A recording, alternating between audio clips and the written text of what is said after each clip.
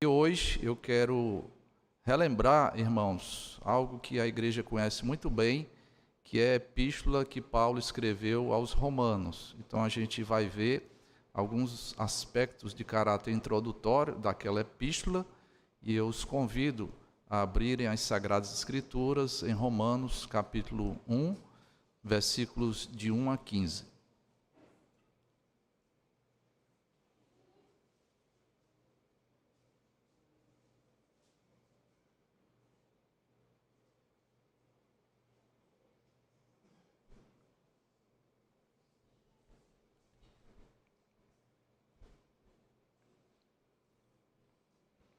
Romanos capítulo 1, de 1 a 15, assim diz: Paulo, servo de Jesus Cristo, chamado para ser apóstolo, separado para o evangelho de Deus, o qual foi por Deus outrora prometido por intermédio dos seus profetas nas sagradas Escrituras, com respeito a seu filho, o qual, segundo a carne, veio da descendência de Davi, e foi designado Filho de Deus com poder, segundo o Espírito de santidade pela ressurreição dos mortos, a saber, Jesus Cristo, nosso Senhor, por intermédio de quem viemos a receber graça e apostolado, por amor do seu nome, para obediência por fé, entre todos os gentios, de cujo número sois também vós, chamados para serdes de Jesus Cristo.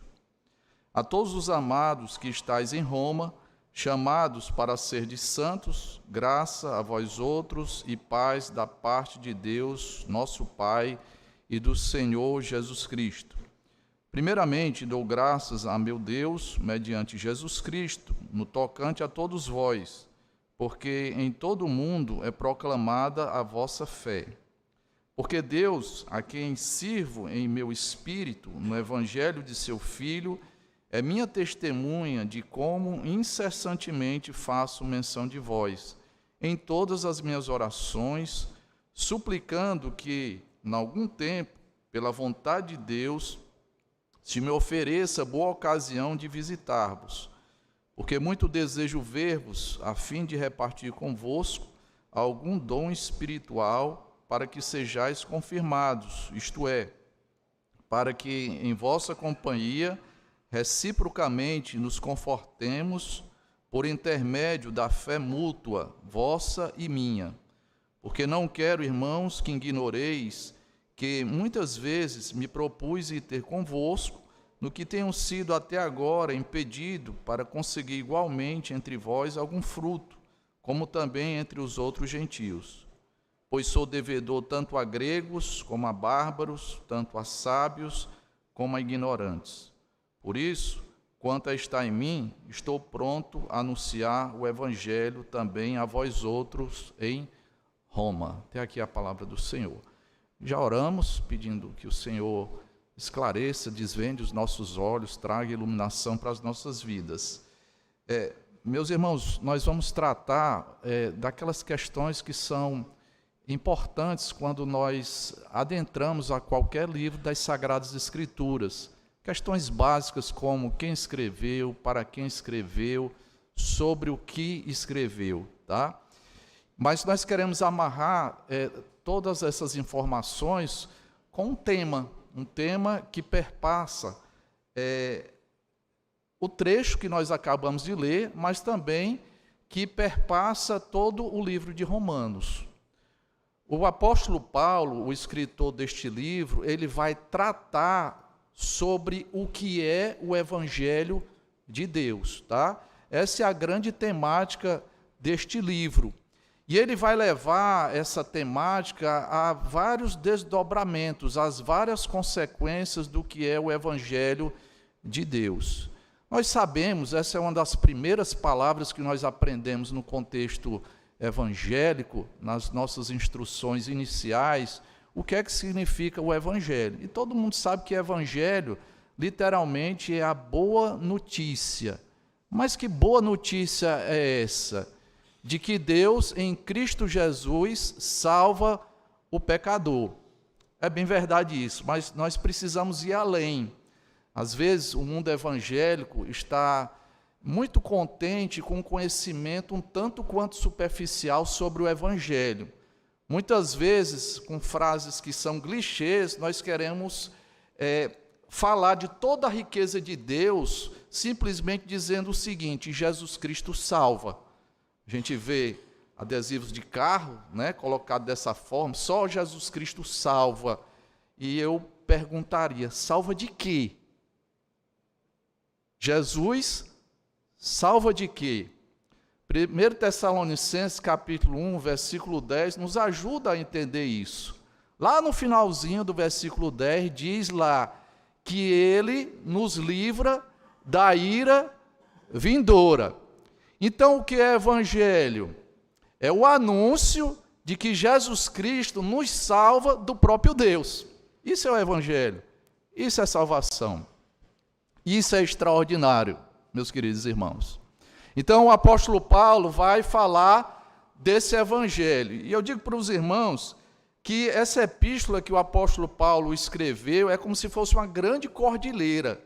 Há momentos, irmãos, que a gente vai, por assim dizer, alcançar vários picos, né? Vários zênites.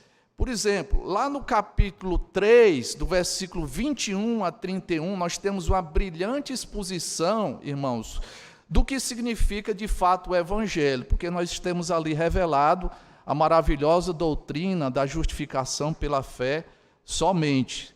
Talvez seja a passagem mais importante das Sagradas Escrituras. Então, dentro do livro de Romanos, aquele pico seria o Everest. Mas aí o apóstolo Paulo também nos convida a vários momentos, né, de enlevo espiritual. Quando nós chegamos, por exemplo, ao capítulo 8, é um dos capítulos mais queridos pelo povo evangélico. É ali que nós temos frases memoráveis, né, que dizem, que, por exemplo, quem nos separará do amor de Deus em Cristo Jesus? Quem nos condenará? E ainda aquela expressão magnífica, nós somos mais do que vencedores. Você consegue imaginar isso? Já é muito bom ser vencedor, né? E o crente em Cristo Jesus é mais do que vencedor. Geralmente, quem se dispõe a falar de Romanos gosta de lembrar como Deus usou essa epístola para a transformação de muitas vidas, né? Especialmente de grandes expoentes, de grandes teólogos da igreja cristã. O Dr. Martyn Lloyd-Jones, né, mais conhecido intimamente como o doutor, né, Dr. Lloyd-Jones, e o John Stott, eles lembram que essa epístola foi usada por Deus, por exemplo, para a conversão de Martinho Lutero, tá? Então vamos organizar o nosso pensamento. O que é que nós vamos tratar aqui? A grande temática, o Evangelho de Deus, tá? Eu quero agora ver com vocês a importância dessa epístola para a história da igreja. E eu quero destacar aqui, irmãos, primeiramente, o século XVI, com a pessoa de Martinho Lutero. Em certo sentido, a epístola aos Romanos foi responsável pela deflagração do movimento que nós chamamos de Reforma Protestante, que nós vamos comemorar. Já estamos no mês, né, de comemoração desse período tão significativo. Além de ter sido uma grande reforma religiosa, também foi um grande avivamento espiritual, que nós chamamos de Reforma Protestante. Então, um homem chamado Martinho Lutero, ao se deparar com as Escrituras, e quando ele percebeu o que a Escritura tinha a ensinar sobre o Evangelho de Deus, ele diz que é como se as portas do paraíso tivessem sido abertas para ele. Ele confessou, inclusive, a sua reserva em relação a Deus Todo-Poderoso.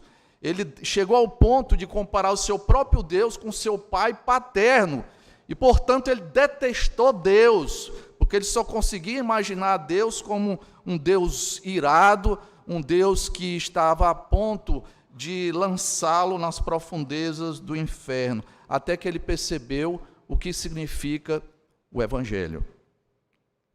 Vamos voltar muitos séculos antes a uma figura notável também, Eu me refiro a Agostinho, né?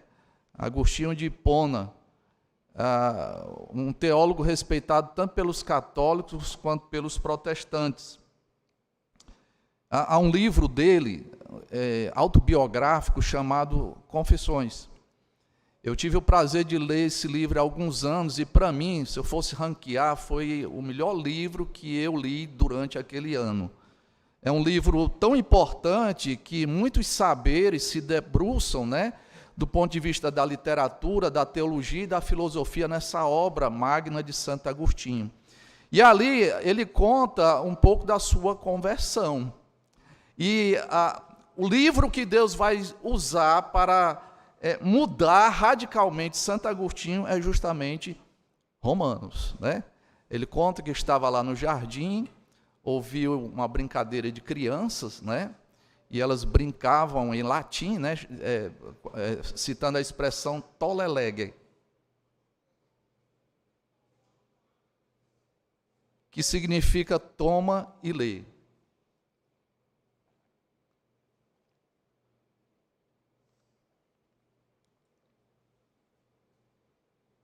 Os irmãos já conhecem a minha sede insaciável. Enquanto tiver água, tem sermão, tá? Então, se os irmãos se cansarem, é só deixar os copos vazios. Tolle lege. Lá estava Santo Agostinho profundamente entristecido, frustrado pelos seus pecados. Ele já havia abandonado o pergaminho da Epístola aos Romanos, e ali ele toma e lê. Significa essas palavras. Eu achei tão bonita essa história que eu pedi que a minha sobrinha criasse uma logomarca para mim. E para representar o apreço que eu tenho pelas Escrituras, né? Esse apreço, irmãos, é algo peculiar do protestantismo, né? Isso se reflete até na nossa logomarca. Os irmãos devem saber que abaixo dessa sarça, essa linha, né? Essa linha horizontal significa Sagrada Escritura, né? A IPB se baseia nas Sagradas Escrituras. Então, eu mandei fazer essa logomarca e tem lá, tolle lege, né? Toma e lê, para eu me recordar sempre que esse livro é muito importante. Ali, irmão, se converteu Santo Agostinho. Vamos dar outro salto temporal. Um famoso arminiano, né? Nem todo mundo é perfeito, mas que também foi convertido por Deus ao adentrar numa capela muito singela, muito modesta, e ele ouviu a leitura do prefácio de Martinho Lutero sobre a Epístola aos Romanos. E ele disse, aquele homem: eu senti o meu coração estranhamente aquecido. É claro que são grandes expoentes. Pastor, o que é que você tem a falar de nós aqui, né? Que estamos no anonimato. Na história da igreja, ninguém vai mencionar o nosso nome. É claro que incontáveis crentes também foram profundamente transformados por Deus quando ouviram esse evangelho e quando perceberam, irmãos, a correta e precisa explicação desse evangelho nessa gloriosa epístola. Então, prepare-se para grandes coisas quando nós adentramos nesse hall de entrada da Epístola aos Romanos. Tá certo? Qual é o tema? O Evangelho de Deus. Primeira coisa que eu quero destacar, depois de falar um pouco da importância desse livro, é que o Evangelho de Deus transforma radicalmente o ser humano. Foi isso que aconteceu com o apóstolo Paulo. Perceba, nós poderíamos pregar, irmãos, somente com uma única palavra, Paulo. Versículo 1 apresenta o autor dessa epístola, irmãos, como sendo Paulo. E quem foi Paulo? Paulo foi aquele fariseu, aquele homem que respirava ameaças, que não mediu esforços para perseguir a igreja de Deus, porque achava que se sufocasse a igreja de Deus, ele estaria prestando culto e serviço ao Deus Todo-Poderoso. Até que Paulo, respirando ameaças, ao bem próximo à porta de uma determinada cidade, ele viu uma luz ofuscante, mais forte do que o sol a pino, a meio-dia, e ele caiu da sua montaria cego e ouviu, irmãos, uma manifestação sobrenatural, uma voz que dizia: Saulo, Saulo, né? Sempre que a Bíblia repete palavras, dá ideia de ênfase. Saulo, Saulo, por que tu me persegues? E ele perguntou: quem és tu? Eu sou Jesus, a quem tu persegues, né? Porque perseguir a igreja de Deus é perseguir a Jesus Cristo. E aquele homem em crise, cego, durante 3 dias, no jejum, talvez numa crise sem dúvida nenhuma existencial, sem par, irmãos, esse homem vai receber uma visita de um servo de Deus, e ali ele se converte. E foi transformado de um perseguidor da igreja a alguém profundamente comprometido com a igreja de Deus. Olha só quem está escrevendo essa epístola. Alguém já disse com muita propriedade que aqui nós temos uma impossibilidade. Aqui, irmãos, o apóstolo Paulo, do ponto de vista humano, escrevendo essa epístola que fala do Evangelho, seria tão improvável quanto um analfabeto escrever uma enciclopédia. O impossível aconteceu aqui. Tem algo de extraordinário. Tem algo, irmãos, do céu, né? É o gotejar do céu na vida desse homem. E veja como ele se apresenta: eu sou Paulo, e ele gosta de falar nesses termos: eu sou servo de Jesus, né? A nossa tradução foi um tanto quanto atenuada, porque lá nós sabemos que é escravo. Você já se apresentou dessa forma? Eu sou escravo de Jesus Cristo. O apóstolo Paulo não se constrangia de falar nesses termos. Aliás, quando nós chamamos muito bem a Deus, o nosso Pai, como Senhor, a implicação disso é que nós somos servos, nós somos escravos. Se Ele é o Senhor, Ele manda, Ele ordena, e nós, como seus súditos, devemos obedecê-lo. Assim como o apóstolo Paulo, irmãos, todo crente é um escravo de Jesus Cristo. Interessante isso, né? É esse o evangelho que nós cremos, irmãos. O evangelho que Deus usa para nos libertar dos grilhões, para nos libertar dessa compulsão terrível no nosso coração de fazer tudo aquilo que não é do agrado de Deus. Sempre que eu vejo uma igreja evangélica, e isso está vindo muito forte agora, eu me lembro que quando eu era pré-adolescente, nos domingos, né, quando passava os Trapalhões, e eu via as pessoas concentradas nas igrejas, né, eu dizia: olha, esse pessoal está perdendo tempo, é melhor estar em casa 7 horas assistindo aos Trapalhões, né, e depois o Fantástico, né? Aí Deus vem e muda os nossos valores, muda os nossos gostos, de tal forma que agora nós temos prazer de estar na comunhão dos santos, ouvindo a palavra de Deus, servindo a Jesus Cristo. É esse o evangelho que muda, irmãos. O apóstolo Paulo também se apresenta como um apóstolo, chamado para ser apóstolo. E aqui a gente tem que ter cuidado com essa palavra. Porque ainda que todo o crente verdadeiro seja servo de Deus, nem todos são apóstolos. Eu até aprofundaria: nos nossos dias, ninguém pode chamar para si essa responsabilidade. Ninguém pode se auto-intitular apóstolo. Porque os apóstolos, irmãos, tinham critérios muito bem definidos. Primeiro, ele tinha que ser especialmente comissionado por Jesus Cristo. O colégio apostólico tinha uma responsabilidade de serem instrumentos da revelação de Deus. Lá em Efésios, capítulo 2, no finalzinho do capítulo 2, diz lá que o ensino apostólico e profético é o fundamento da igreja. Fundamento, irmãos, alicerce só se coloca uma única vez. E para ser apóstolo, teria que ser uma testemunha ocular teria que ter visto Jesus Cristo fisicamente ressurreto. Não conheço nenhum desses que por aí estão, que tenham visto Jesus Cristo ressurreto.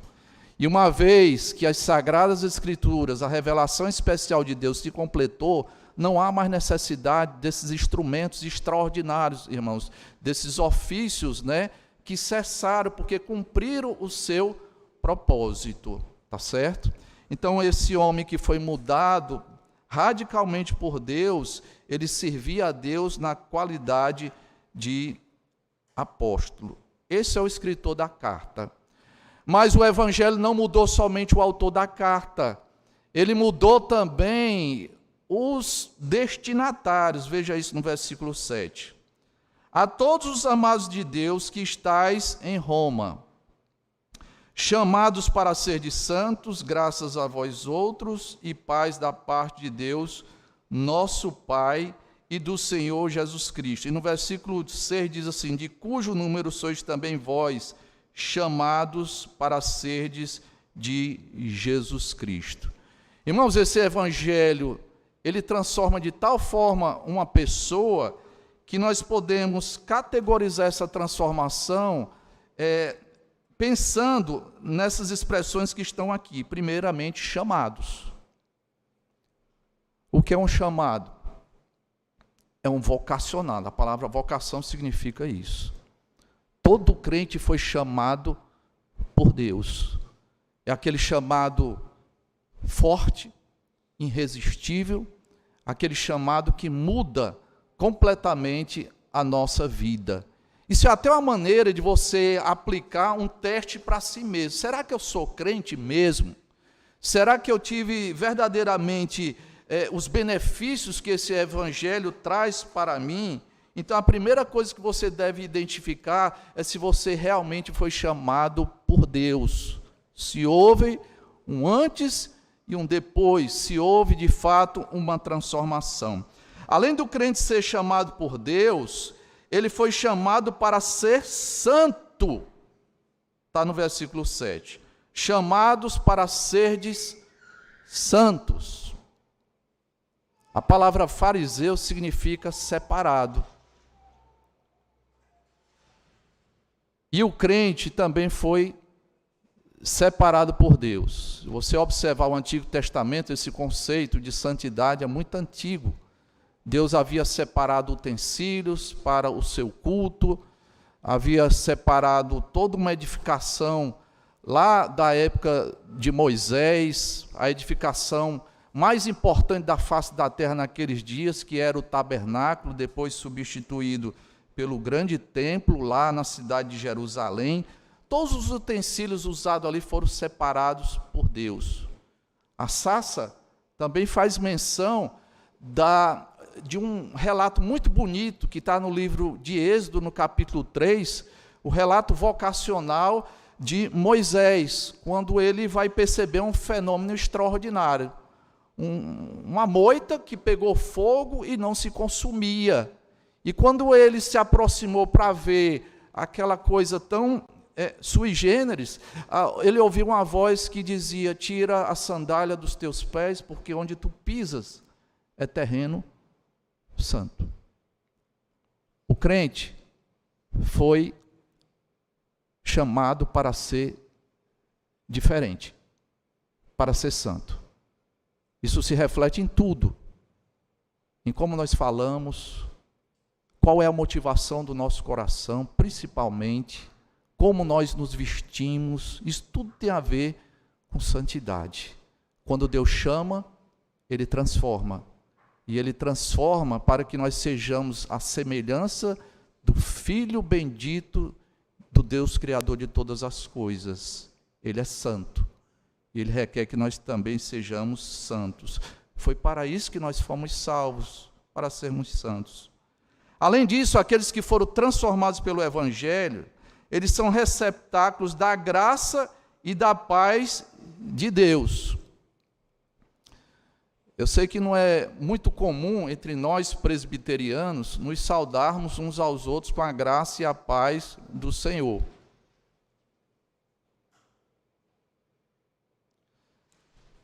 Às vezes, alguns crentes que são de outros arraiais, quando eles passam lá em frente, Monte Sião, eles nos saúdam dessa forma. Graça e paz, irmão. E a nossa tendência, né? Talvez a tendência do presbiteriano é só dizer boa noite, ou bom dia. Mas depois eu fiquei pensando nisso. E é uma saudação muito significativa. Eu entendo que a pessoa está me desejando algo muito bom. Porque o crente é alguém que experimentou a graça de Deus, o favor imerecido do Deus Todo-Poderoso. E sabe qual é a consequência disso? A paz. Paz, irmãos. Paz em dois sentidos. Paz com Deus, paz de Deus. Qual é a diferença? Paz com Deus é reconciliação. Existe uma inimizade entre Deus e os homens. E esse evangelho, irmãos, ele promove a reconciliação. E mais do que isso, a paz com Deus nos leva à paz de Deus. Provavelmente, a nossa geração é uma das gerações mais ansiosas de todos os tempos. Muita gente com problema de ansiedade. John MacArthur disse que ansiedade, que é um tipo de medo, é quando nós consideramos os nossos problemas maiores do que o nosso Deus. Aí isso nos rouba a paz. Ficamos amedrontados, ficamos cheios de queixumes, não conseguimos conciliar o sono e às vezes precisamos até de um auxílio químico, né, para poder acalmar o nosso coração. Pois esse evangelho traz paz, tranquilidade. Tranquilidade. O mundo pode desabar sobre as nossas cabeças. Há um cantor antigo que ele disse uma expressão, né, traduzindo toda a sua inquietação, que ele disse o seguinte: pare o mundo que eu quero descer. Às vezes a gente tem essa sensação, né? Pare o mundo que eu quero descer. Os problemas estão chegando em fila indiana lá em casa. Já tinha um problema muito sério e a coisa tende a se agravar mais ainda, pois esse evangelho traz a paz de Deus. Deus está no controle e eu realmente descanso nisso. Só o evangelho pode proporcionar isso, porque o evangelho muda os nossos corações. Nos chama para uma santa vocação e abre, irmãos, todo o mar da graça de Deus e da paz que vem em consequência dessa graça. O que é que nós estamos vendo nesta manhã mesmo? O evangelho de Deus. E qual é o primeiro ponto que nós aprendemos aqui? Que o evangelho de Deus traz transformação radical ao ser humano. Mudou o autor da carta, mudou também os destinatários, mudou a mim e mudou a você, se você de fato é do Senhor. Segundo lugar, irmãos, o evangelho de Deus, ele foca na pessoa mais importante do universo, que é a pessoa augusta de Jesus, o Cristo, o Messias aguardado e prometido. Veja a partir do versículo 2. O qual foi por Deus outrora prometido, por intermédio dos seus profetas nas sagradas escrituras. Nós temos aqui o princípio do sola escritura, né? Que esse evangelho de Deus não é nenhuma novidade. O apóstolo Paulo não está trazendo nenhuma inovação. Era algo, irmãos, prometido lá no Antigo Testamento. E fala sobre o que esse evangelho? Versículo 3, com respeito a seu filho, ao Filho de Deus, o qual, segundo a carne, veio da descendência de Davi. Isso são expressões que nos fazem lembrar que esse Filho de Deus era um ser humano. É um ser humano. Tanto é que você pode traçar sua linha genealógica. Por que ele menciona Davi? Porque Deus, quando entrou em aliança, irmãos, ele disse para Davi e fez promessas gloriosas a respeito de um filho de Davi muito notável que brotaria na história da humanidade. O Evangelho fala desse Jesus. Além dele ter sido um ser humano perfeito, ele foi designado Filho de Deus com poder. Essa expressão Filho de Deus nos faz pensar, irmãos, na divindade de Jesus Cristo. Então, essa é uma doutrina muito cara e que foi discutida durante séculos, os primeiros séculos de jornada da igreja cristã aqui na Terra. E chegou-se a um consenso, irmãos, ortodoxo, de que Jesus Cristo, uma única pessoa, ele detinha essa propriedade muito curiosa de ter duas naturezas. Sempre foi Deus. Às vezes as pessoas perguntam, né, onde é que Deus estava? Onde? Pressupõe lugar. Não havia lugar.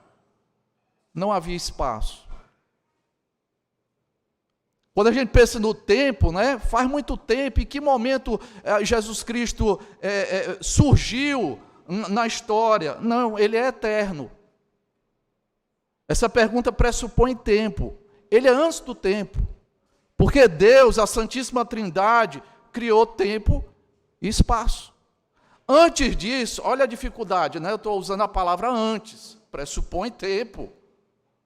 Mas é o jeito. Antes disso, o que havia?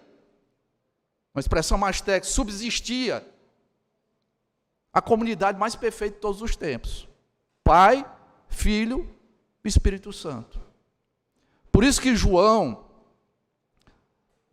lindamente, no seu prólogo do Evangelho, diz assim, no princípio era o Verbo estava com Deus, e o Verbo era Deus.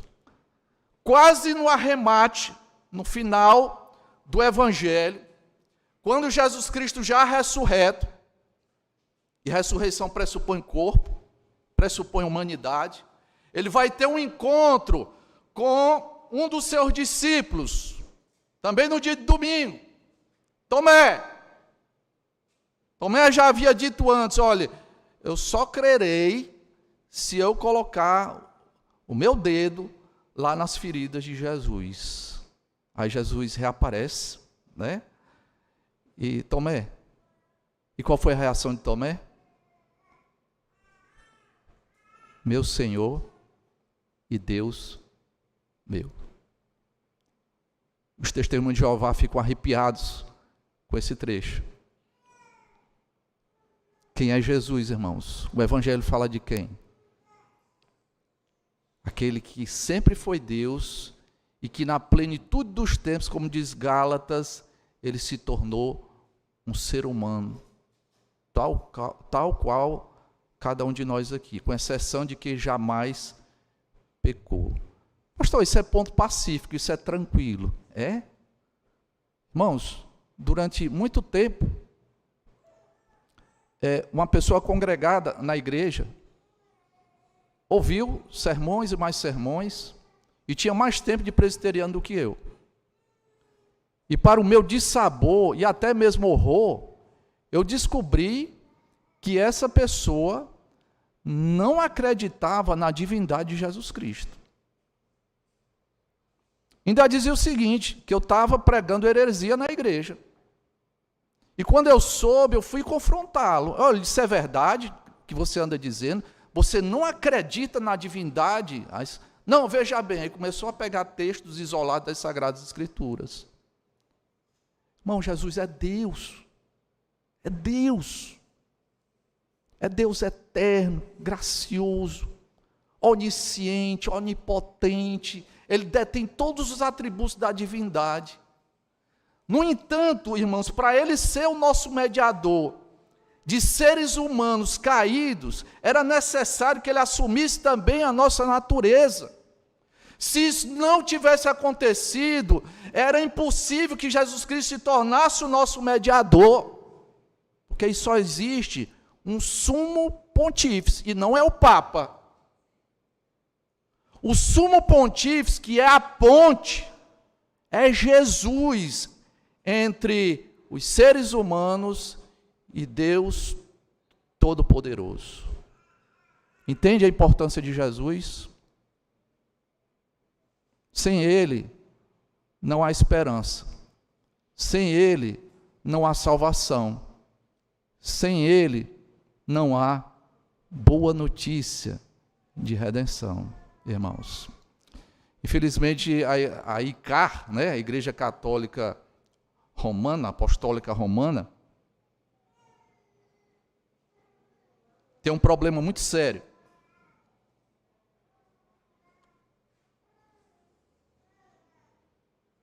Está terminando, só tem um copo. Ela entende que Cristo como mediador não é suficiente. Precisa de mais mediadores ou medianeiras. Está correto? Isso é uma heresia, irmãos. O evangelho puro mostra que o único que está em destaque para a nossa salvação é Jesus. Eu não conheço nenhuma outra pessoa no planeta Terra que tenha as características de Jesus.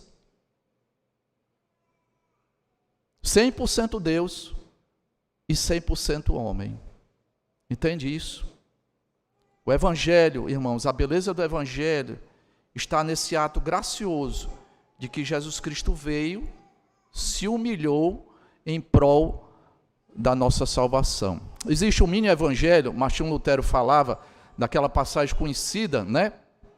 Talvez depois que você aprende desde cedo o que significa a palavra evangelho na igreja evangélica, daí você também aprende e decora João 3,16. Estão lembrados? Porque Deus amou o mundo de tal maneira que enviou o seu Filho unigênito para que todo aquele que nele crê não pereça, mas tenha a vida eterna. Evangelho é isso. Deus entregando seu próprio Filho em prol da nossa salvação. Não pretendo fazer uma exposição aqui, irmãos, exaustiva. Eu vou me deter num terceiro e último ponto. Por favor, considere os versículos 14 e 15. Pois sou devedor tanto a gregos como a bárbaros, tanto a sábios como a ignorantes. E por isso, quanto está em mim, estou pronto a anunciar o evangelho também a vós outros em Roma. Preste bem atenção no terceiro ponto aqui. A gente está falando sobre o evangelho. O evangelho muda radicalmente as pessoas, foi o primeiro ponto. O segundo ponto, nós aprendemos que o evangelho foca na pessoa augusta de Jesus Cristo. E o terceiro ponto é que esse evangelho deve ser divulgado a todas as pessoas. É interessante como o apóstolo Paulo, ele se via como um devedor. Você é um bom pagador?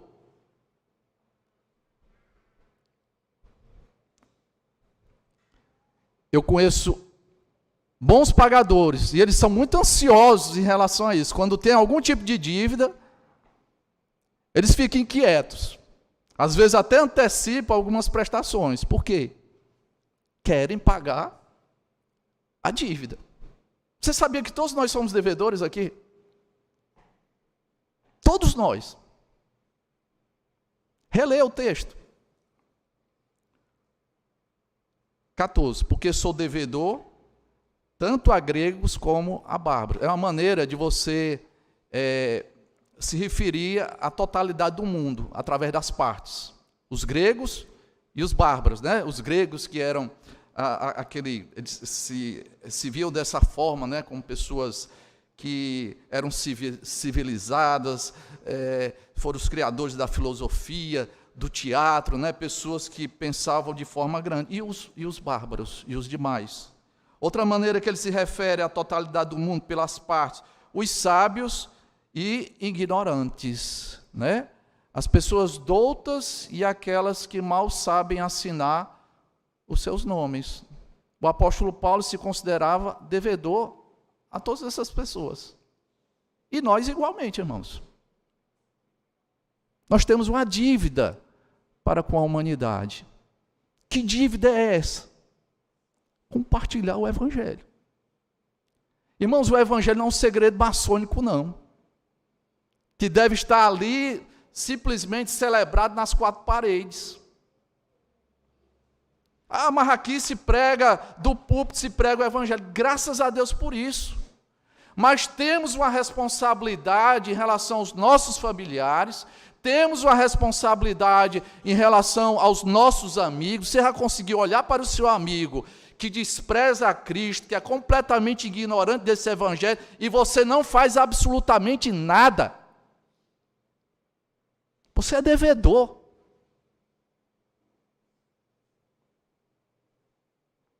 E o bom pagador deve sanar essa dívida. Irmãos, eu sinceramente admiro, ainda que a maneira como é apresentado é deficiente, mas alguns irmãos, quando não perdem as oportunidades, às vezes estão num ônibus, se assentam ao lado de outra pessoa.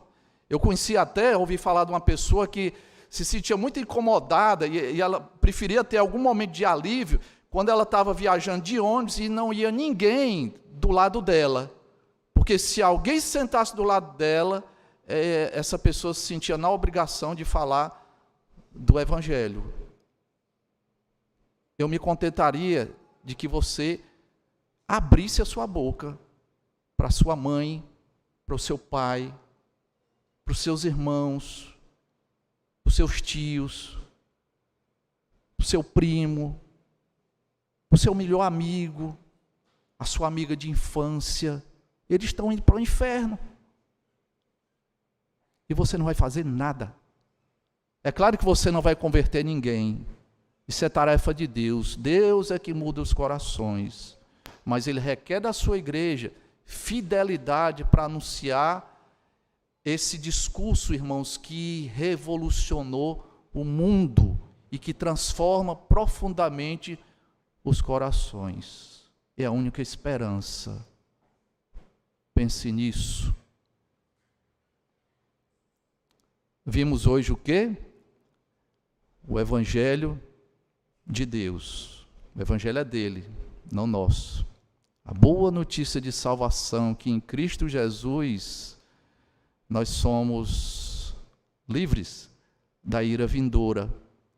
Nós aprendemos que esse Evangelho muda radicalmente o ser humano. Então cai por terra aquele ditado, aquele adágio que diz: pau torto, morre torto. Eu conheço alguém que pode endireitar. É o Deus a quem nós servimos, é o Deus a quem nós adoramos. Nós vimos que esse Evangelho maravilhosamente, irmãos, fala de alguém que foi encravado lá na cruz do Calvário e que bradou: está consumado. Deus meu, por que me desamparaste? Nossos pecados estavam sendo imputados em Cristo Jesus. Olha que coisa maravilhosa, a salvação pelas obras, irmãos. Não pelas nossas obras, mas pela obra de Cristo, perfeita. Ele requer de nós somente uma fé, uma confiança inabalável. Eu confio nele, só ele pode remover o meu pecado. Ele é o Cordeiro de Deus que tira o pecado do mundo. E em terceiro lugar, nós vimos que esse Evangelho, nós temos uma grande responsabilidade. Nós temos uma missão, irmãos. E essa missão é de fazer o nome de Deus conhecido a todas as nações, porque Deus quer ser tributado por todos os povos. Não é assim que diz lá o Salmo de número 96? É esse Deus que nós servimos. Aplicação. Nós precisamos compreender, irmãos, o que é de fato o Evangelho. Por isso que essa epístola, que foi tão usada por Deus, e que mudou a vida de tantas pessoas, nós precisamos nos apropriar dessas verdades. E não podemos simplesmente nos reduzirmos a expressões clichês. Jesus Cristo salva. Salva de quê? Me explica isso. Como é que ele salva, né? Lá no capítulo 3, o apóstolo Paulo vai dizer: a justiça de Cristo é colocada na nossa conta, e as nossas justiças são colocadas na conta de Jesus Cristo. Precisamos compreender, irmãos, os evangélicos, especialmente os protestantes, que é de tradição protestante, das igrejas históricas, dentre elas a igreja presbiteriana. Nós precisamos nos apropriar dessas doutrinas. Doutrina é muito importante, mas cuidado, tem muita gente que para por aí. Tem muita gente que, como disse o Dr. Martin Lloyd Jones, é como se fossem girinos espirituais. Você sabe o que é um girino? Aqueles cabeça de prego, né? Que dali vai brotar em plena maturidade os sapos, né? É só cabeça do tamanho e o corpo bem delgadinho. Você tem muita informação teológica, mas não sai disso, se contenta com isso. Acha que porque subscreve o nosso símbolo de fé, porque é calvinista, isso é suficiente. Irmãos, há pouco, aí a segunda aplicação, há pouco a nossa denominação passou por todo um mês de reflexão. É claro que isso não deve se reduzir somente ao mês de agosto, que nós pensamos sobre missões, a necessidade de evangelização. Nós tivemos um evento aqui ímpar. Reuniu-se representantes das 3 agências missionárias, Junta de Missões Nacionais, JMN, APMT e PMC. E qual foi a representação que tivemos lá? Um pastor disse com muita propriedade algo que eu achei muito interessante. Se fosse para tratar da pena da asa de um anjo, a igreja estaria repleta de gente. Mas quando vai falar de missão, que pesa sobre cada um de nós somos omissos, a começar dentro das nossas próprias casas. Temos que anunciar o Evangelho, irmãos. A igreja presbiteriana, aqui no Ceará, deu muito exemplo em relação a isso. Sabia que Deus deu a primogenitura entre os evangelhos? A igreja presbiteriana foi a primeira a chegar em solo alencarino. No último quarto do século XIX, a igreja presbiteriana já estava em processo de implantação aqui. E por ocasião da chegada de um potiguar, reverendo Natanael Cortez, durante muitos anos, ele foi o único pregador, o único pastor evangélico da região. E ele disse algo muito interessante: igreja que não evangeliza, estiola, fenece, decresce. A igreja que não está interessada por missões, isso revela uma patologia, irmãos. Tem algo de errado.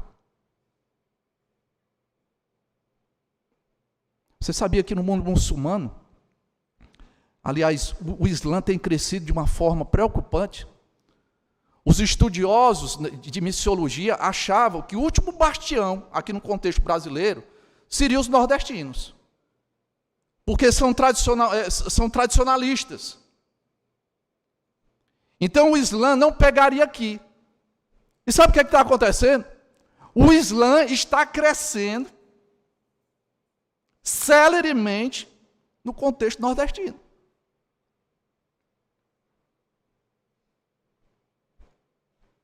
Por quê?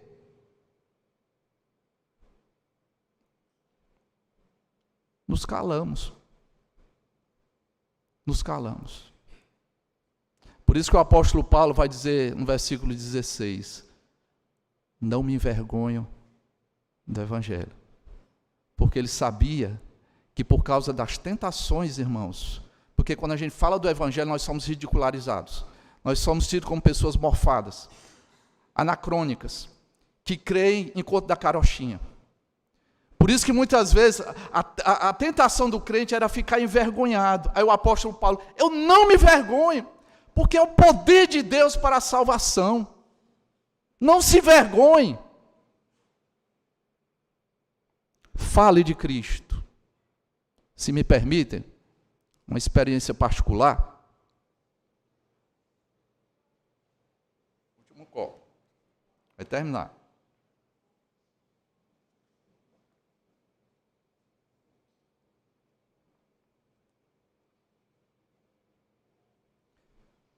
A minha avózinha, 90 anos na época, pouco mais de 90 anos, caiu enferma. E os médicos desenganaram, né? Aí me deu aquele peso na consciência. Eu nunca falei do evangelho para minha avó. E fui visitá-la. Bem frágil, deitada no seu leito. Aí eu timidamente, quase que não saía: vó, a senhora sabia que a senhora é pecadora e que precisa de Jesus Cristo? Ela caiu num choro surpreendente. Chorou. Eu sei. Eu sou pecadora. E eu comecei a falar do evangelho para ela. Voltei para casa e compartilhei com a minha mãe. Era a mãe do meu pai. A minha mãe lembrou-se dela. Essa tua avó, lá no interior de Itaiçaba, aliás, do outro lado do rio Jaguaribe, né? Itaiçaba fica de um lado, do outro lado, um localzinho chamado Boca do Forno, já distrito de Aracati. Morava no alto, assim. O meu avô se converteu da Assembleia de Deus, quando se chamava crente de bode, quando se jogava pedra em crente. E ela continuou daí cá. E ela morava quase que do lado da Assembleia de Deus. E ela colocava chumaço de algodão nos ouvidos para não ouvir o culto. Aí a mamãe lembrou-se disso. A tua avó se converteu? Ela que botava chumaço de algodão nos ouvidos? Está senil. Aí eu fiquei assim, angustiado com aquilo. Vou voltar lá. Vó, a senhora lembra? Naquele dia eu vim visitar. Lembro, meu filho, eu sou pecadora, repetiu tudinho. Minha avó se converteu ali. Através de lábios gaguejantes, frágeis, mas que falaram do evangelho. Quem muda os corações não são os homens. Às vezes a gente tem essa ideia: se eu trouxer reverendo Augusto Nicodemos, Hernandes Dias Lopes, Josafá Vasconcelos, a coisa vai acontecer. Não, irmãos. O mérito é de Deus. Eu só conheço esse cirurgião maravilhoso que tira o coração de pedra e no lugar coloca um coração de carne. E ele usa a mim e a você, devedores da humanidade, para falar do seu evangelho. Pense nisso. Que Deus te abençoe. Amém.